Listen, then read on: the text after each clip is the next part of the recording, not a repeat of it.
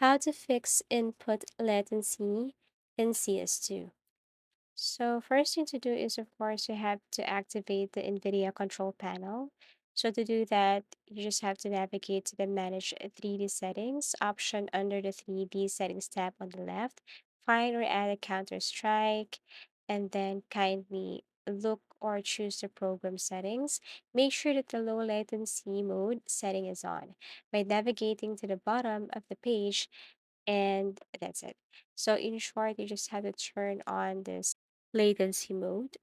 The second thing to do is, if you really want to know the impact of every graphic setting for a latency mode, you just have to go to any web browser and search for more information about this. I recommend this Reddit here. There's a post in Reddit where you can read the following and see and look for information, more information on how to fix input latency in CS2.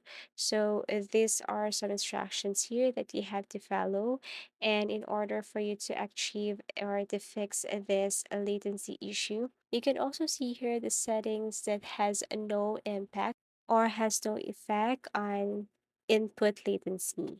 So you just have to follow some instruction here and read the information in order for you to fix input latency CS2.